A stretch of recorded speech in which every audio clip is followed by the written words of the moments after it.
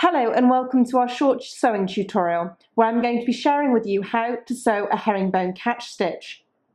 Now this stitch is often referred to as a herringbone stitch, sometimes as a catch stitch, and it looks, as you can see here, like a little bit of a zigzag or X's that are crossing.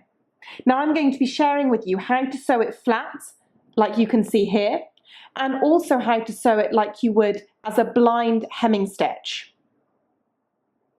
So if you collect up a needle and some thread, I will show you how to do this. I'm going to start by showing you how to complete the herringbone catch stitch as if you were using it for hemming. I generally like to do this so that you can't visibly see it from the hem side of the fabric. And you can see I've pressed up whatever my hem would be here and popped some pins in. I tend to place my pins in about 1/2 inch, 1.2 centimeters-ish from the raw edge of the fabric. And the thing to note here is that you would have had to finish the raw edge of the fabric either using an overlocker or by zigzagging or overcasting the edge of the fabric in whatever way that you plan to finish the edge of it to prevent any fraying. Then I'm going to actually fold this back over the pin. And the pin I'm using as a bit of an anchor for me to hold it there. You could, if you preferred, however, actually pin on top with the little fold back like so.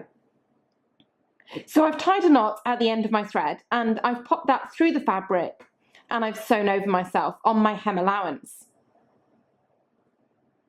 Now, to complete the herringbone catch stitch, you're going to move forward, but this stitch is actually going to be completed to the right.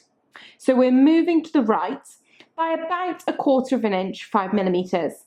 And we're going into our back of our main fabric here.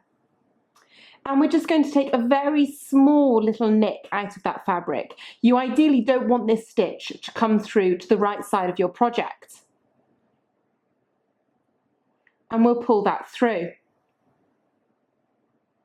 We're then going to go back onto our folded fabric, which is the hem allowance, and take a little nick.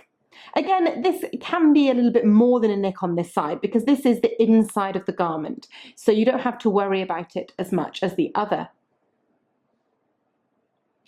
And then we're going to move again up onto the back of your exterior fabric, take a small little nick, and then back down again. And you'll see very closely that the stitches are actually sort of crisscrossing each other.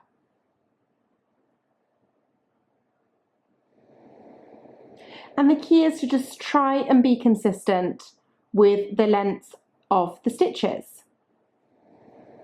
And you want to keep doing this, and it should look like a little bit of a crisscross effect.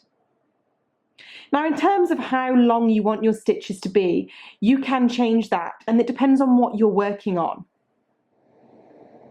And now if I fold this layer of fabric up, you can see that perhaps you can see a few of the little red nicks on this side, but you should hardly be able to see anything on the other side, because I've been really careful that I was only catching a very small amount of the main fabric as I was doing that.